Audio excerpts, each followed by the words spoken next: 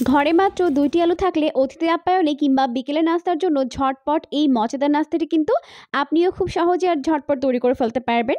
খেতে দুর্দান্ত মজার হয় আর তৈরি করার প্রসেস তো খুবই ইজি। যে কেউ খুব সহজে আর ঝটপট তৈরি করে ফেলতে পারবেন। আশা করছি রেসিপিটি আপনাদের কাছে অনেক অনেক বেশি ভালো লাগবে। তাহলে চলুন দর্শক দেখে নেওয়া যাক আজকের রেসিপির পুরো প্রস্তুত প্রণালী শুরু থেকে শেষ পর্যন্ত। নাস্তা তৈরি করার জন্য এখানে আমি প্রথমে ২টা আলু ভালোভাবে খোসা ছাড়িয়ে সিদ্ধ করে নিয়েছি। এখন এখানে অ্যাড করে দিলাম প্রায় ১ টেবিল চামচ পরিমাণ পেঁয়াজ কুচি, দিয়ে দিলাম প্রায় হাফ চামচ পরিমাণ ধনিয়া পাতার কুচি, এখন দিয়ে দিলাম হাফ চামচ পরিমাণ লবণ, হাফ চামচ পরিমাণ দিয়ে দিলাম লাল মরিচের গুঁড়া। এখন প্রথমে সব কিছুকে ভালো করে মিশিয়ে নিতে হবে। চাইলে এখানে কিছুটা পরিমাণে টালা জিরার গুঁড়া ব্যবহার করতে পারবেন। তো একটু সময় নিয়ে খুব ভালো করে এটাকে মিশিয়ে নিতে হবে। মিশিয়ে নেওয়ার এই পর্যায়ের মধ্যে অ্যাড করে দিলাম 1/4 কাপ পরিমাণ ময়দা। আপনারা চাইলে এখানে ময়দার পরিবর্তে কর্নফ্লাওয়ার ব্যবহার করতে পারবেন। এখন সব কিছুকে প্রথমে ভালো করে মিশিয়ে নিতে হবে। একটু সময় নিয়ে মিশিয়ে নিব। একটু সময় নিয়ে সব কিছুকে ভালো করে মিশিয়ে নেওয়ার পর এখান থেকে অল্প একটু আলুর মিশ্রণটা নিয়ে নিলাম। এখন এভাবে এটাকে লম্বা একটা শেপ দিয়ে নিচ্ছি। ব্যাস হয়ে গেছে। তো এভাবেই আমি কয়েকটা তৈরি করে নিব। একটু চিকন করে লম্বা করে করতে হবে। এরপর এখানে একটি বোলের মধ্যে নিয়েছি ২ টেবিল চামচ পরিমাণ ময়দা আর অল্প অল্প করে পানি দিয়ে মিশিয়ে একটি গাম তৈরি করে নিতে হবে। তো এটা আমাদের নাস্তাগুলোকে তৈরি করতে কাজে লাগবে। তো খুব ভালো করে এরকম করে মিশিয়ে নিয়েছে। এখন এটাকে একটি সাইডে রেখে দিচ্ছি। এরপর আমি এখানে একটি সমুচা শীট নিয়ে নিচ্ছি। আর এই শীটটা কিন্তু আপনারা চাইলে বাসাতে তৈরি করতে পারবেন। বাসায় কিভাবে এই শীট তৈরি করবেন তার ভিডিও কিন্তু আমার চ্যানেলে দেওয়া আছে, আপনারা চাইলে দেখে নিতে পারবেন। আমি লিঙ্কটা ডেসক্রিপশন বক্সে দিয়ে দিব। তো এখন শীটের উপরে এভাবে একটি আলুর লেয়ার দিয়ে দিলাম। এরপর পাশ থেকে এভাবে ময়দার মিশ্রণটি লাগিয়ে দিলাম। এতে করে এটা কিন্তু খুলে যাবে না, খুব সহজে কিন্তু এটা লেগে থাকবে। এখন এটাকে এভাবে রোল করে নিচ্ছি।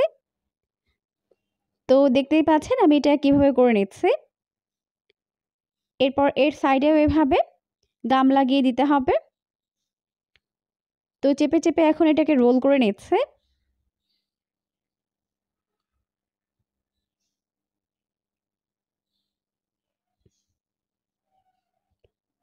তো ব্যাস হয়ে গেছে। সেমভাবে আমি বাকিগুলোকেও বানিয়ে নিব।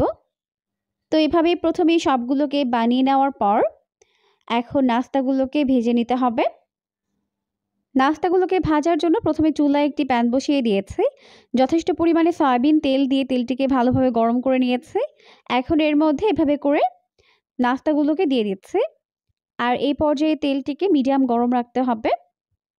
মিডিয়াম আঁচে ভাজার ফলে কিন্তু খুবই ক্রিস্পি হবে নাস্তাগুলো। তো এভাবে আমি কেটে কেটে দিয়ে দিচ্ছি।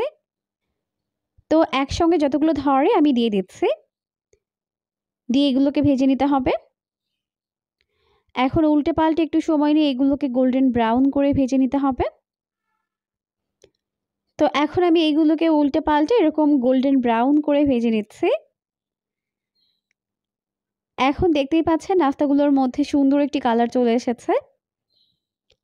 চাইলে কিন্তু এই পর্যায়ে নাস্তাগুলোকে উঠিয়ে নিতে পারবেন, আবার চাইলে আরও কিছুটা সময় ধরে ভেজে এগুলোকে গোল্ডেন ব্রাউন কালার করে উঠিয়ে নিতে পারবেন। তো এখনই আমি নাস্তাগুলোকে উঠিয়ে নিব। এখন কিন্তু এগুলো ক্রিস্পি করে ভাজা হয়ে গেছে। তো এখন আমি নাস্তাগুলোকে ভালোভাবে তেল ছড়িয়ে উঠিয়ে নিচ্ছি। উঠিয়ে একটি প্লেটের মধ্যে নিয়ে নিব। নাস্তাগুলো তৈরি করতে কিন্তু কোনো ঝামেলা নেই, খুব সহজে আর ঝটপট তৈরি করে নেওয়া যায়। তবে খেতে ভীষণ মজার হয়, অনেক বেশি মচমচে আর মজাদার এই নাস্তাগুলো একবার কাউকে বানিয়ে খাওয়ালে বারবার কিন্তু আপনার কাছে রিকোয়েস্ট আসতেই থাকবে, কারণ খেতে দারুণ মজার হয়। তো সবগুলো আমি ভেজে উঠিয়ে নিয়েছি। দেখতেই পাচ্ছেন লুকটা কত বেশি ইয়ামি হয়েছে। এখন চাইলে পছন্দ মতো সস কিংবা চাটনির সঙ্গে সার্ভ করতে পারবেন বা এভাবেও খেতে পারবেন। খেতে কিন্তু ভীষণ মজার হয়েছে। চায়ের সাথে সার্ভ করতে পারবেন কিংবা অতিথি আপ্যায়নে তৈরি করতে পারবেন। আশা করছি রেসিপিটি ভালো লেগেছে। ভালো লাগলে বাসায় ট্রাই করতে ভুলবেন না। পরবর্তী ভিডিও দেখার আমন্ত্রণ জানিয়ে আজকের মতো তাহলে এখানেই বিদায় নিচ্ছি। সবাই অনেক অনেক বেশি ভালো থাকবেন। আল্লাহ হাফেজ।